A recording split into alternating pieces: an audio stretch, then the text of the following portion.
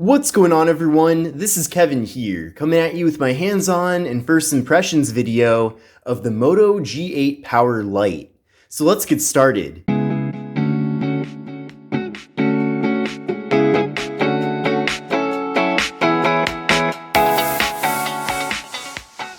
So this is the Moto G8 Power Lite. It's yet another phone in the growing Moto G8 series of devices. Now, I've been slowly building out my collection of these various phones in this new series. I have the Moto G Stylus, I also have the Moto G Power, and I also have the Moto G Plus, which was actually launched back in October of 2019. In addition to that, there's a Moto G8 Play that I also want to get, and there's a regular Moto G8 Power that's actually a little bit different from the Moto G Power. So the Moto G Power is meant more for the US market, whereas the Moto G8 Power is the international variant of the phone, and it's actually a slightly different device. So I do want to buy the Moto G8 Power and the Moto G8 Play to complete my collection and make one giant video showing you all these different phones. But in the meantime, we will talk about the Moto G8 Power Lite. So this device is a little bit on the inexpensive side. You can actually pick it up right now for around $169. Now take a look at the link in the video description though to see the most up-to-date pricing for the phone, because I'm sure as time goes on, the price will go down. But this is factory unlocked for GSM carriers. It's also dual SIM, and I intend on using the phone with Cricket Wireless. So I did already open up the box to basically get the phone set up and everything for the sake of saving time, but I did put everything back in it, so I'll show you everything that we do get. But here is the front of the box, kind of a cool looking box because it is gray in color. I don't see that very often with other phones, but lifting the lid here, we do have the actual phone itself. So let me put that off to the side for a second here, and then getting a little bit deeper into the box, we have some booklets. So we have the Moto G8 Power Lite quick start guide. It looks like we also have some sort of regulatory booklet here. We have a SIM card removal tool included too, which is nice to have. We have a micro USB cable for charging and data transfer. So this phone does feature micro USB, a little bit disappointing already. And we have a 10-watt Motorola wall adapter. Now the phone does come with a clear plastic case pre-installed, which is pretty cool. I will take that off right now though. And here is the actual Moto G8 Power Lite itself. Now the phone features a 6.5-inch display. It is a 720p display. It's IPS LCD. We're getting a PPI of 269. We're getting a 20:9 aspect ratio. And we're getting an 82.2% screen to body ratio. So you can probably already tell here, the phone does feature a more tall and narrow design, which is kind of hit or miss depending on your personal preference, but it certainly is in that form factor. So just know what you're getting into. But as far as the display itself looks, it is nice and crisp and clear. Even though it is 720p, I still think it looks good. I certainly don't think it looks bad, that's for sure. And I've seen bad displays before. Viewing angles are about on par with any other LCD display that I've used. So if you're looking to get a good device for content consumption, then at least based on the display quality, the Moto G8 Power Lite should get the job done for you. Now the phone does feature a water drop at the top of the device, and in that notch, we're getting an 8 megapixel front-facing camera.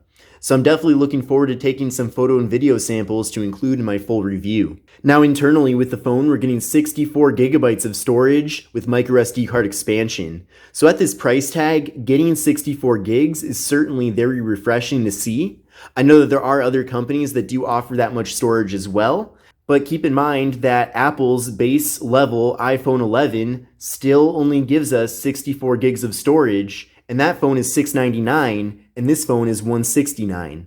So I definitely feel like in that regard, Motorola is giving us quite a bit of value here. And then of course, if you want to expand the storage any further, it's nice that you can pop in a micro SD card. Now there's no wireless charging with the phone, but we do get a fingerprint sensor on the rear. Another cool feature to see with the device in this price range. So it's a very fast and responsive fingerprint sensor, so they certainly didn't cheap out with that. Now there is no face unlock though with this device. It looks like all of the latest Moto G phones from the company do not give us Face Unlock. And Motorola, if you're watching this, just give us Face Unlock, seriously. I understand it's not as sophisticated as what Apple gives us, but you have the hardware here to implement the feature, so just give it to us. Now on the back of the device, we have a triple camera setup. So we have a 16 megapixel main camera, we have a 2 megapixel depth sensing camera, and a 2 megapixel macro camera. So there is no ultra wide angle camera with this phone, so if you do want that feature, you are going to have to go with the Moto G Power or the Moto G8 Power. But this gradient color on the back of the phone does look really cool. I'll give them a lot of credit for that. It's kind of like a matte gradient, and I'm sure since it is kind of a cheaper plastic material, it will pick up scratches over time. But if you do use that clear plastic case that they provided, or maybe a more advanced case if you can find one online, then you should be able to preserve things. But I still think this does look really cool.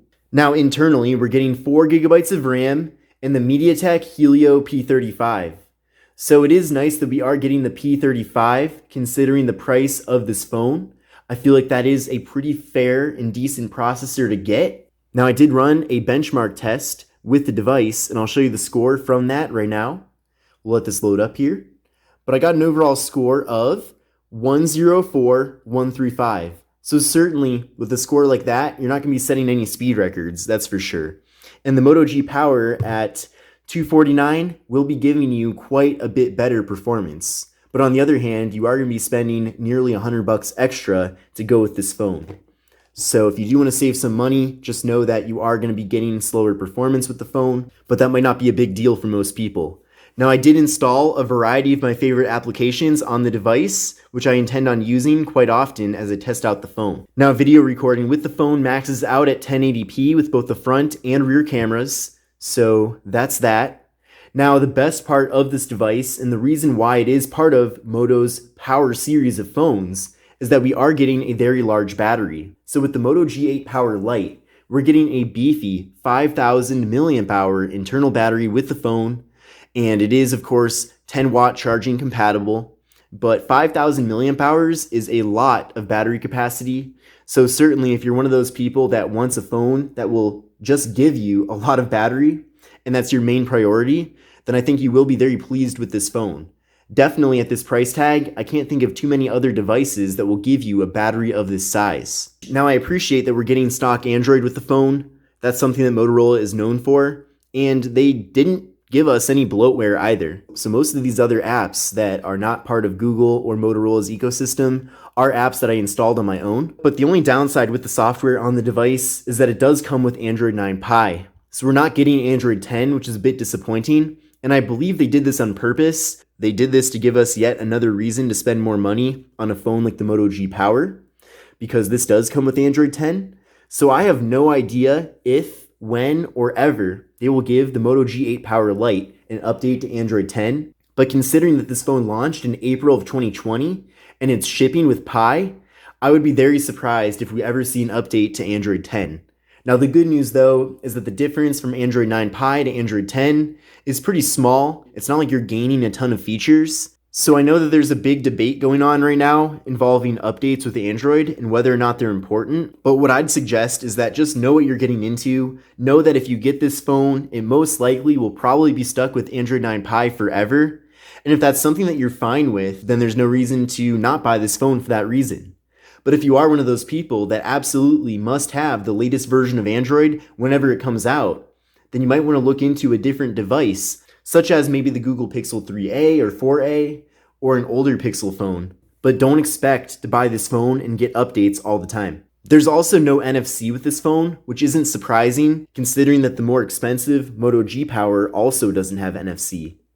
Now, taking a closer look at the hardware here, despite this being kind of a more budget, affordable phone, it still is a very nice piece of hardware.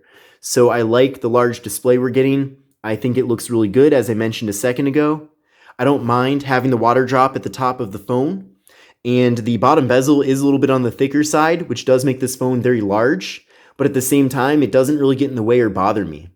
Now, taking a look at the left side of the phone, we have the slot for the microSD card and dual SIMs. The phone does feature one piece of plastic on the back side, so it is an all-plastic build minus the actual glass on the display itself. Now taking a look at the right side of the phone, we have the power button and volume button. Then on the top, we have the 3.5 millimeter headphone jack. And then on the bottom, we have the microphone and we have the micro USB port for charging and data transfer. So I'm certainly one of those people that is tired of micro USB. I was definitely disappointed to see that this phone does have that and not USB-C. But I suppose if you can overlook that, then it might not be a huge deal. And you have to remember that this phone does offer a ton of other benefits at its price tag, with really the main benefit being the battery capacity. Now, taking a closer look at the back of the device, we do have the camera module here. It looks like we also have a noise-canceling microphone here, and we have the fingerprint sensor. There's also a rear-firing speaker, which is a bit of a downgrade. I would have preferred to have it on the bottom of the phone. But again, at this price tag, I don't think it's really worth stressing out about things like that. And I feel like we are getting a lot of value here for the money. Now, on the other hand, I know that this price range is very competitive, especially with other companies like Umidigi pushing the amount of value that you get to a whole new level. Same thing with Xiaomi. But overall, I am very pleased with the Moto G Power Lite so far. Definitely looking forward to comparing this against other phones that I have. And of course, let me know if you have any specific recommendations. But this is Kevin here. This is the Moto G8 Power Lite, and I will see you in the next video.